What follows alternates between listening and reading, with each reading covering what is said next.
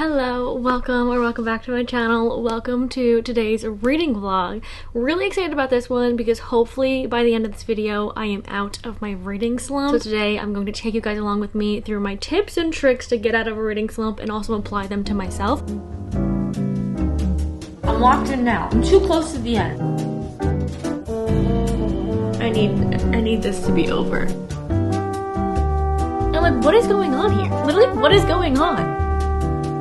My first tip for getting out of a reading vlog, I always say this, my number one tip is to reread a 5-star book because you know you love it, you know you're gonna have a good time, you know you love the characters, and that'll kind of just like spark your love for reading again. It's like, oh, I can love a book. It is possible to love a book. That is not what we're starting today because that's actually how I got myself into this position. I reread my favorite books for my birthday in June, and since then I just can't really get into anything. I don't know if it's because nothing's living up to that, or I've just had so many like 3-star mid books this year that was just kind of like 3 6-star books rereads back to back kind of did it for me. So I'm not gonna be rereading any of my 5 stars. I do recommend doing that, but just know it could put you into a slump, or most times than not when I do this and I'm in a slump, it does help me get out of it. So that's usually my first tip. My second tip for getting out of a reading slump is to read something that's mindless and fast-paced. You know, don't pick something up that's going to take a lot of brain power. So maybe not a fantasy book or a high fantasy book with a lot of world building, and maybe not, you know, a general fiction maybe, because those sometimes are a bit slow moving. You have to get into them. I'm talking either a mystery thriller or a short, no brain power, palate cleansery romance. For me, I usually go towards Frida McFadden books. I know they're fast-paced. I specifically choose them when I go on a plane so that I don't think about anything else because I get so sucked into them so quickly. They may not be the best mystery thriller reads, but they really get me and they have me hooked. The chapters are short, they're very mindless, I don't have to think about anything else. So I usually go towards that, or I'll go towards more generally just a mystery or thriller book, because usually, hopefully, those will be more fast-paced because you know you need to get a little bit of a plot twist in, you need to get to the point, you don't really have to get connected to any of the characters. So for today, we are not reading a Frida McFadden book, we are going to be reading a mystery thriller. It's a very interesting concept. I actually started it last night, and that is The Compound. I've had this recommended to me in the past few weeks so much because I've been talking about my slump so much, and everyone's like, just read this. Like, if you love Love Island and you want to get out of your slump, you want a bingeable read, like, I highly recommend it. And I've been seeing a bunch of people reading it as well. So I did put it up on my radar, and then I was like, you know what?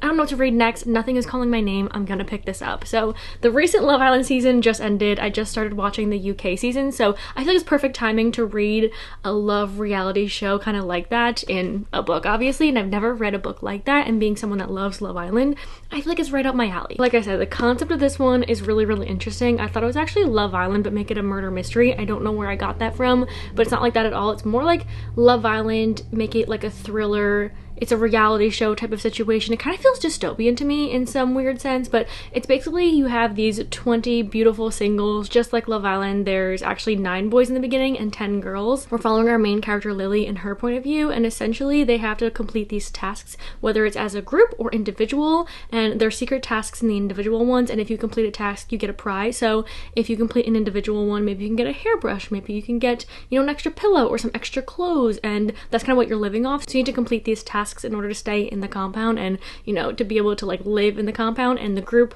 tasks, say one prize was a couch or a freezer, and each task with the group, you know, could be a bit controversial or a bit, you know, raising the stakes between everyone. And the individual ones is interesting because it could be like, oh, go talk to Sam and you can win this. So it makes it seem like sometimes when you're talking to people, is it real?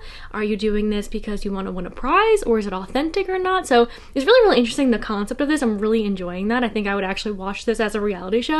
But for some reason in my head just feels so dystopian because they're in the middle of the desert and they're trying to like survive in this compound. I feel like in Lily's point of view, at least, no one's really trying to find love, in my opinion. Everyone's like, let's keep our options open. It's like, it feels like literally like a Love Island show, but to me it just feels like survival and survival of the fittest, but like on a reality show. That's the part that's a little interesting to me because they all just like showed up on the compound in like the villa at the beginning of the book, and I'm like, how did we all get here? They all just like showed up. At least the boys, I know how they got there, but the girls just like popped up out of nowhere.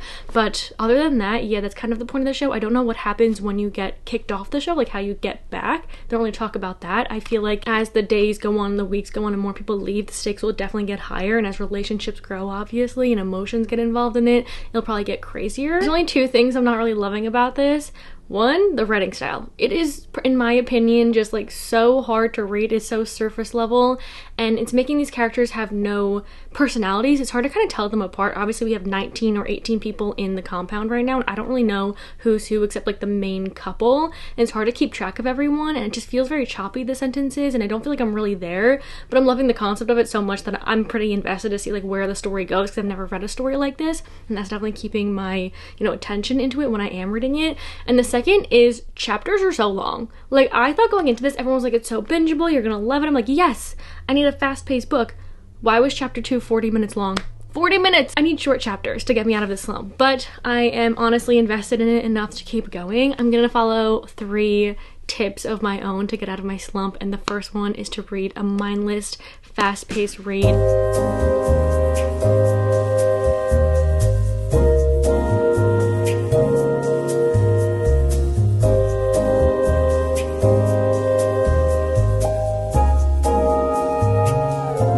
About this book that's interesting is the prizes that they get sometimes are with like big brands. So like she got a necklace from this pretty big brand, and then people that are watching notice that, and then they go buy it, so they're getting like influenced from it. And then at one point when they get out, maybe the brands will like sponsor them so they can get sponsorships after, and I think that's such an interesting part of it. It's like initially she felt guilty about talking to Sam for the prize, but then she got the prize, she's like, she likes it, so now the prizes are getting more valuable, and they're gonna want to stay in and keep doing the tasks and stuff, and I'm assuming the tasks are gonna get harder and harder. I feel like the writing is still pretty surface level. I didn't read anything last night. I went to bed and started reading, and I fell right asleep. One of the things of my slump is like, I'll want to read and I'll really be like wanting to pick up my book and into it, but I'll pick up my phone and I'll scroll and I'll waste so much time doing other things and not reading when I could have used that time for reading. And that happens all the time, but like more recently it's been really bad, and I'm really trying not to do that. So my phone is inside right now. I'm sitting outside. I'm gonna go to a coffee shop in a little because I feel like changing your scenery helps a lot too, and I'm gonna work there and bring my Kindle, so hopefully I can get some reading done. I want to finish this book if that's possible. It's under 300 pages, so like you would think I could. It says I have 5 hours left in the book. We'll see how it goes. Hopefully stakes get higher and things get a bit crazy, because right now they're still getting in like the groove of things. I'm still so early on in the book, but I don't know. We'll see.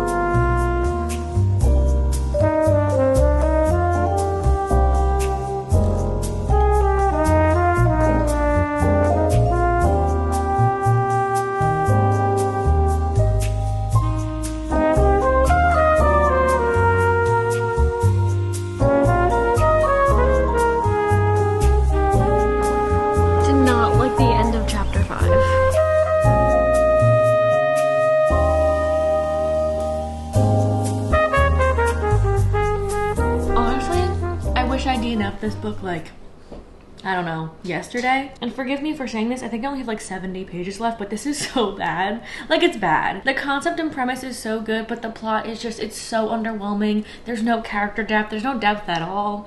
It's kind of hard to read, but I just want to see how it ends. Like, how are we going to get to the end? I'm locked in now. I'm too close to the end, but it's not good. And definitely not good for a slump, and I thought it would be. That's my mistake. My goal is to finish it today. I have to. I want to move on from this book. And I'm really disappointed that I didn't like it.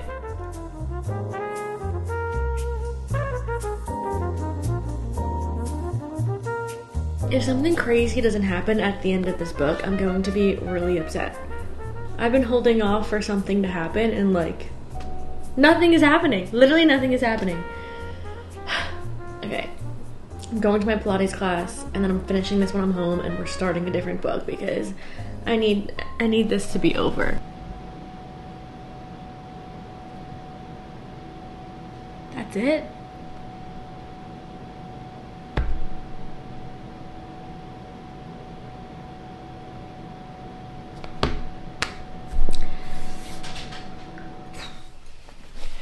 Okay, a bit ago I finished The Compound, and this might be really surprising to some people. It was very surprising to me. I thought I was gonna give this book 2 stars as it was going. I was like, I'm just not enjoying this, and I know what it feels like to have a 2-star read, and that's what it was feeling like. And then we got closer to the end. I'm like, okay, I'm really not liking this. This might be a 1.5 star, which is so unheard of. I don't think I've given a book below a 2-star since really early on making booktube videos. There's only 2 books I've given 1 star to, and I hate to do this, I really do, but I now have 3 books in all of the books I've ever read that are 1 star, and this book is a 1 star. Like, I should have DNF'd it when I thought I should have.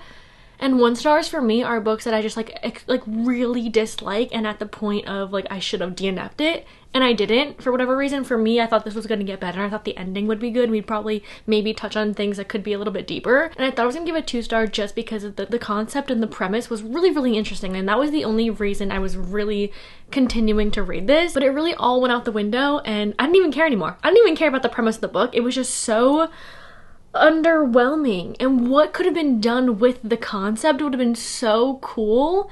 Like, I just had so many questions while I was reading this and getting like no answers. It ended up being kind of like a survival of the fittest situation, and even when the book ended, I was so pissed off. It's like there's so much we could have done with this book. So many like deeper things we could have done. I think we could have totally benefited from having more than one point of view. Like, we're from the point of view of Lily, who for some reason her character is just written as such a shallow character, and she could have had so much depth to her. We could have understood her, like why she was on the show and what she was looking for on the show, and like the understanding of the theme, I think, of this book was kind of like the prizes they're getting is a bit touching on like the greed of like wanting all these things and like not really feeling fulfilled, because there's so many like just like materialistic things going on. And it just really, really annoyed me that we didn't even really touch on that until like the very end, maybe like a paragraph of it, and then the book just ended. Like, I just feel like it was so unfinished, and I was just so annoyed because I was like, I wish we got either other point of views of the other characters. There's so many characters. I feel like I didn't know them. There was no depth to any of them. Even the point of view, or even maybe one chapter in like the viewer's point of view. Like, what are the viewers thinking and what's going on? Like, we have no idea. It's like, I want to know, what is the public thinking? What are the producers thinking? Like, no one in the production is talking to anyone. Like, not even stepping in when things get a bit crazy. And I'm like, what is going on here? Literally, what is going on? I was just getting so annoyed, and the writing style is just, it's just, oh. Guys, I could keep going. I just didn't like it. And I'm really upset about it because for someone that loves Love Island, and I love reality TV, and I love, well, I guess I haven't really read a book like this, but I thought I would love something like this. I think it was executed just maybe not what I was expecting, not what I would have liked from it. And for a concept and a premise being so interesting, the reality TV, you know, dating show, there was like barely any dating, barely any conversations, barely anything going on in the plot. I was just like, it was just, so disappointing. And not a good book to read if you're in a slump. I'm gonna be so honest. The chapters are way too long for what's going on. Like, nothing really happens. Genuinely nothing happens, and then at the end it's just like annoying. Like, everyone's just annoying. I don't even know who you guys are, and you guys are fighting, and I don't even know why you're on the show. They annoyed me. I'm glad that's done. I'm upset that I completed it and didn't just like DNF it. We're gonna move on from that. We're gonna move forward. So my next tip, or actually one of my tips that I used for this book as well, is audiobooks. I feel like if you can't sit and read, maybe your attention span's not very well, like you keep picking up other things, which is kind of like me right now. Audiobooks are great. You can do other things while you're listening. So I listened to some of this while I was driving today, and highly recommend audiobooks if you're kind of in a slump. Those usually help me get through some books, especially if I'm struggling to get through it. But my next tip is to step out of your comfort zone. So for me, primarily I read romance books. That's like the main genre I feel like I go towards. So for me, stepping out of my comfort zone, we can go to general fiction, we can go to like a mystery fiction genre, we can go to like a type of fantasy. This year I definitely want to step out of my comfort zone, try different genres, and I think if you're in a rut and you keep going back to the same genre, things start feeling the same. I have Remarkably Bright Creatures. Look how cute this cover is. I think this is the UK version. Got this actually sent to me by a bestie named Nicole. She was actually thrifting, she said, and she saw this in the store, and I've been talking about it so much recently, how I really wanted not only to read this book, but to have the book that has no sprayed edges, because in Barnes & Noble, in Target, everywhere has the one with the sprayed edges, and it looks like SpongeBob to me. Like, I just don't want it. I don't think it's very cute, so I've been looking around in stores to buy it. I didn't really want to order it online. I kind of wanted to find it in person and then read it when I found it, but she went thrifting, she saw this cover, she sent it to me, and I was like, yeah,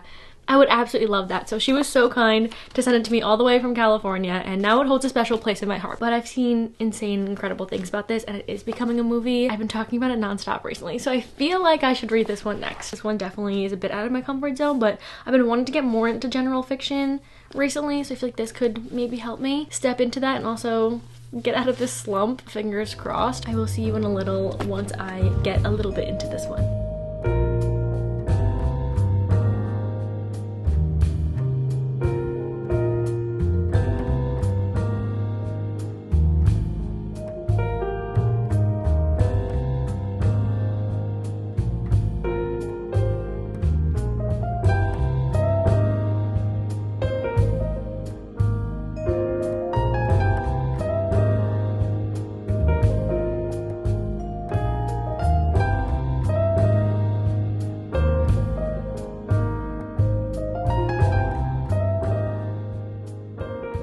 book update. I'm about 100 pages in and I'm enjoying it. I feel like not much is going on just yet. We're still getting the build up of the story. We're learning about our characters, which I thought we would be following the female lead, which is Tova, and she's a 70-year-old woman who works at the aquarium. She's the night shift at the aquarium. You know, she says goodnight to all of the sea animals before she leaves and everything like that. And then you also get the point of view of the octopus Marcellus. I wish his chapters were longer. They're either really funny where he's like making fun of humans, like in a past chapter he was like, "You humans love cookies. I assume you know which food I mean. Imagine my confusion then at the remark made by Dr. Santiago earlier this evening. What can I say, Terry? I've seen a lot of octopuses, but you've got a smart cookie here." And at the end of the chapter it says, "Smart cookie. I am smart, but I am not a snack object dispensed from a packaged food machine." What a preposterous thing to say. So it's either like funny like that, a bit humorous, where another one he's making fun of humans and then like talking about the weather so much when he's like, "This species has been alive for so long and you guys are still surprised by the weather forecast when it is given to you." On the other side, it's a bit sad because he's in captivity. Beginning of each of his chapters it says how long he's been in captivity. He only has 100 something days remaining, so I think we're like living out those last days with him. So there's a bit sadness to it and a bit humor to it, and I love his chapters. Again, I wish they were longer, and it's kind of feeding into like I talk to Mochi, I talk to dogs, I talk to animals, and like the fact that we're getting a sea animal's thoughts and feelings and how he can listen and understand what you're saying is kind of feeding into me speaking to animals, because I'm like, yeah, they know what I'm saying.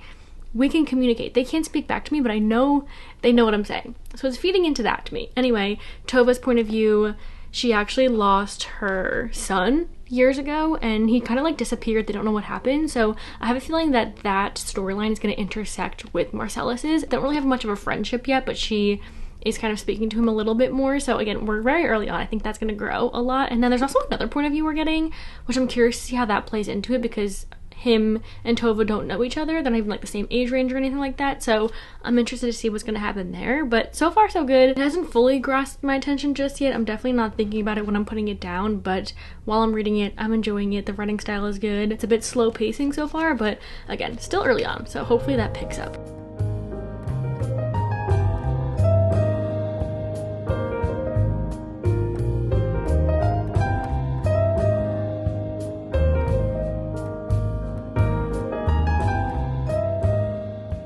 Hello, it is now the next day. I'm getting ready to leave, but I'm definitely finishing this book tonight. I have just under 50 pages left. Like, I'm so close to the end, so I wanted to give an update. I've been listening to it all day long.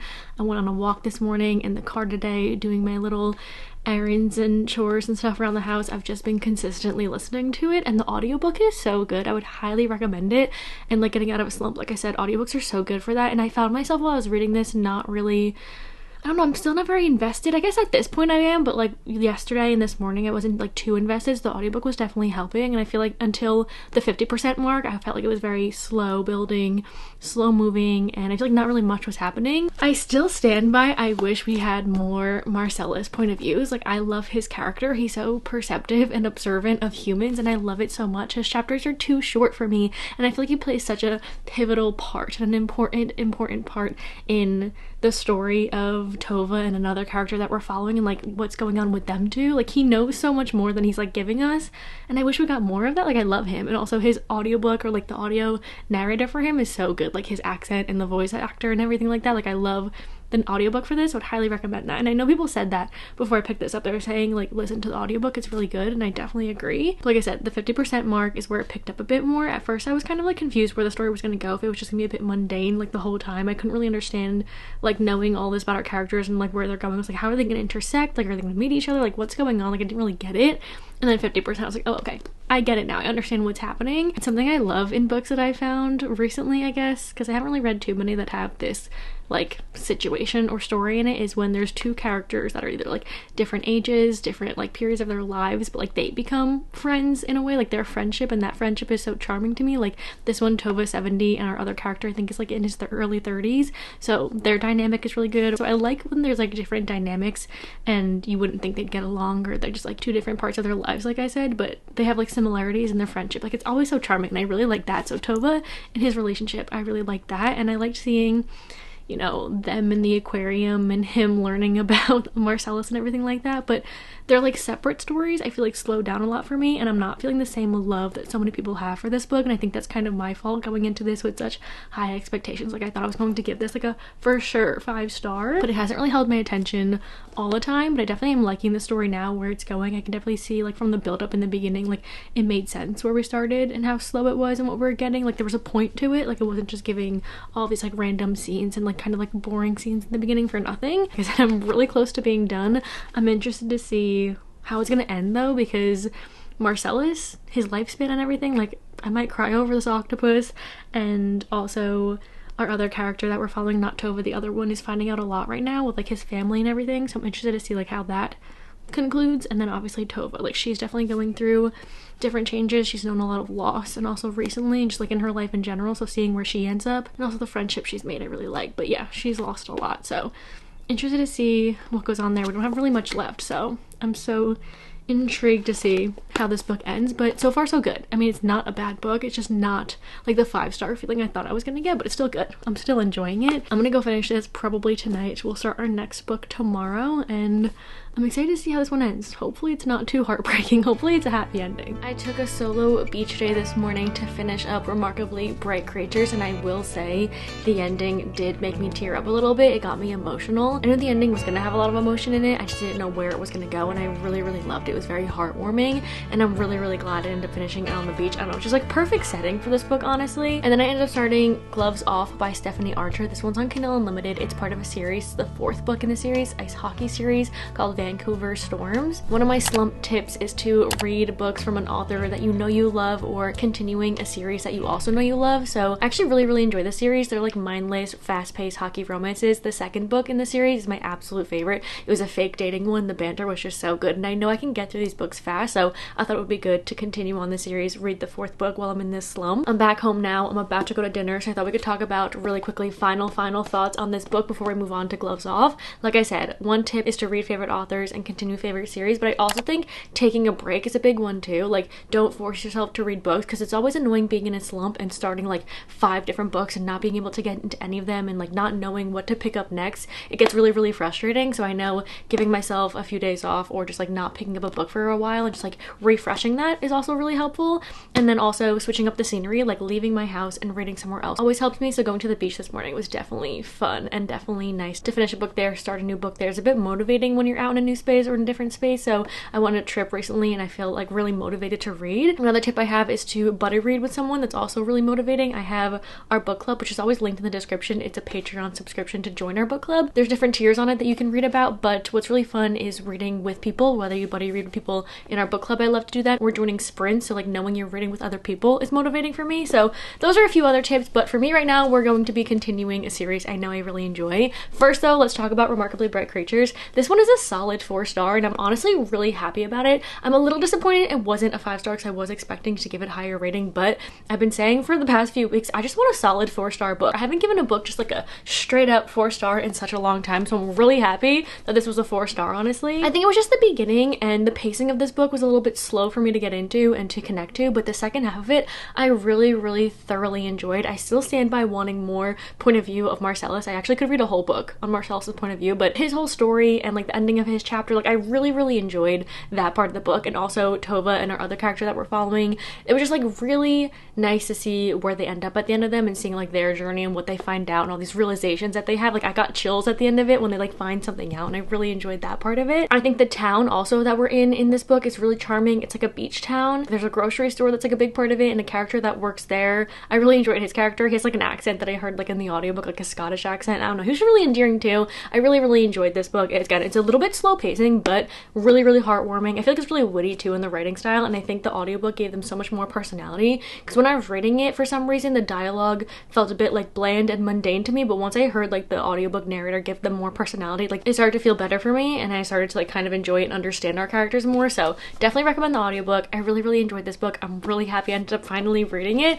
and this cover and this copy of this book holds a very special place in my heart because of Bessie Nicole that sent it to me. Moving on from Remarkably Bright Creatures, chapters. Like I said, I started Gloves Off. I definitely am not out of my slump just yet. I'm trying to get in the groove of reading again, but I definitely think this is gonna help. Like I said, the second book in the series called The Fake Out, and it was so good. Like, I remember the banter making me literally just sit and giggle, and I know these books are really fast-paced because the chapters are so short, and sometimes I really need that when I'm in a slump. Like, I want to feel like I'm reading faster than I really am because the chapters are so short. This one is just a quintessential hockey romance. It's Grumpy Sunshine. It's actually Marriage of Convenience. They're adults in this. I don't know how old the female main character is just yet. I'm only like a couple chapters in, but our male main character I think is around 36. What's nice about this series too is I really like the found family aspect in it, especially in just like sports romances. I think the found family is really nice with like the players and like all the female main characters. So I'm excited to see all the characters from the previous books come into this and see like their group and everything like that. So I do remember these two characters at the end of the last book, which I didn't love the third book, but I remember seeing them and being really excited for their story. So I'm excited to get into this one. I'm not very far in, like I said, so I wanted to give an update before I go into bed later and start binging this, because that's like my goal with this one. I feel like it's gonna be a very bingeable read. Another one that's like mindless, and that's like kind of like the theme of this video. Pick a book that could be mindless, you don't need a lot of brain power to get through it, and that's like exactly I think what this series gives. We'll see how it goes. It definitely doesn't have my favorite tropes ever. I don't love a Grumpy Sunshine, but when it's done right, I think I can definitely enjoy it.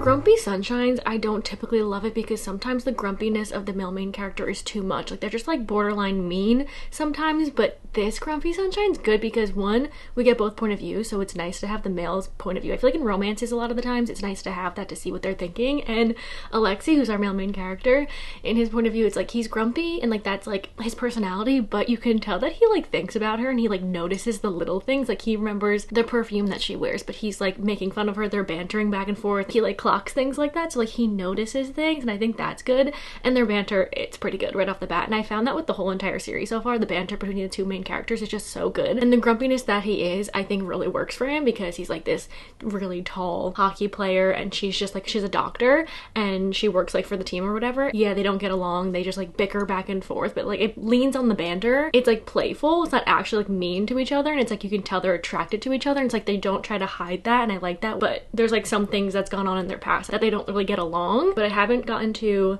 her point of view just yet. We're still in Alexi's point of view. I'm only like 3 chapters in. I said I was gonna binge it last night and I literally didn't. I doom scrolled literally the whole night. I just went on my TikTok. I did, but it was Saturday and I was like, you know what, I'm scrolling today. But it's Sunday now and I do want to read a bunch today, but I'm liking where it's going so far, and it's definitely a good book if you're in a slump. I definitely think this would be a good choice, the series in general, so I'm happy that I picked this one and I'm excited to see where it's gonna go. And yeah, I like it so far.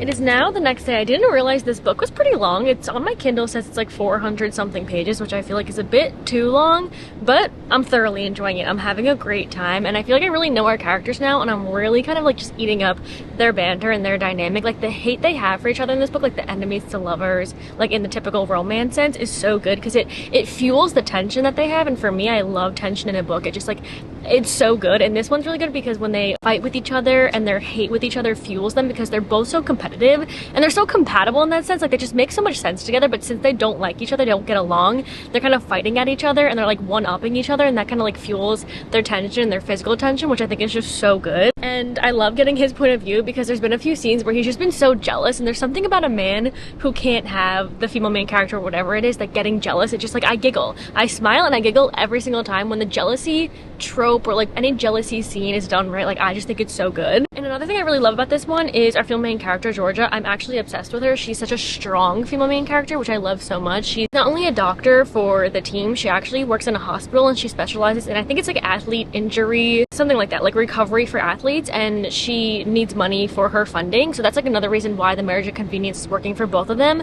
They're both in it for some type of convenience. And not only that, but she also coaches a young girls soccer team for people that are also like in injury recovery, so trying to help them get back into like sports and being happy. She's just such a positive female character, and also just like showing these girls what it is to be like a woman playing sports and doing all these things. Like she's a doctor, she's so many different things. You know, she wears her heels, and I really love her, and I love her character. I really like their dynamic. I think it's really, really good. And since they're supposed to be married, he's a huge NHL hockey player, you know, they have to live together. They're like forced proximity in here, and it's just really, really good. It's going really fast. Chapters are so short. And another thing I love, the author just like gets to the point. There's no dilly-dallying in any of these scenes. We're not just like staying in a scene for too long. Like we're going from scene to scene, like it's consistently going. The pacing is so good, and I really like that too. I'm gonna read a bunch today. Like I said, I wanted to binge a bunch last night. I feel like I've read a good amount. I got like almost 40% of the way through to right now, so I'm gonna read a bunch more today. We'll see how it goes, but so far I'm still really, really enjoying it.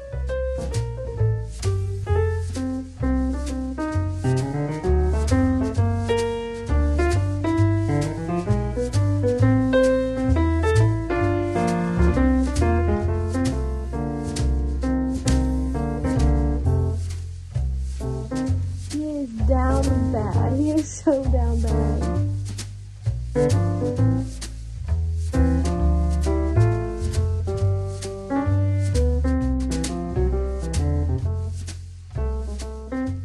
I spent yesterday night before bed and this morning absolutely binging this book. When I say I want a mindless book that I've been saying this whole video, it's this series. It is this book. It's a book like this, a silly little romance, which I say silly little romance because it's a bit more, I feel, lighthearted and playful, but it has emotional moments in it, of course. I really, really enjoyed this one. I would say this is my second favorite out of all 4 of the books that are out right now, and I thought this was gonna be the last one, but there's actually gonna be another one. I don't know if that's the last one, but I'm so excited for it. I think it's Single Father.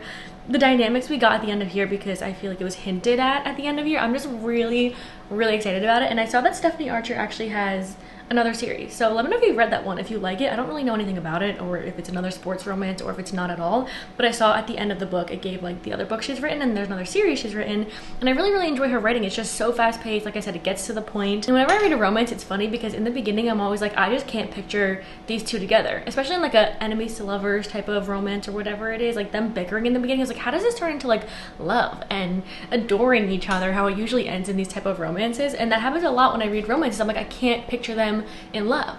But by the end of the book, I'm like, I actually can't picture them not in love. Like, they're so made for each other. They're so perfect for each other. And I loved seeing Alexi's soft side come out, because in the beginning, obviously, you know, he puts up this tough exterior, he's grumpy or whatever, but then eventually it's like he has this like gift-giving love language, and he shows that he cares for her in a lot of different ways, and the way that he acts to her and his emotional side comes out. I really, really like that.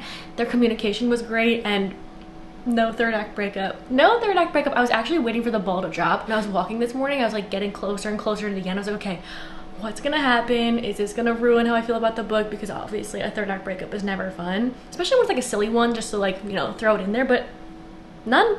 There was none. I don't really remember the other 3 books before this, if there was a third act breakup, but I had a great time reading this. Honestly, I wish the next one was out so I can go to that one like next, because I just had a great time and it was so fast paced. I highly recommend the series. Honestly, not for the summertime.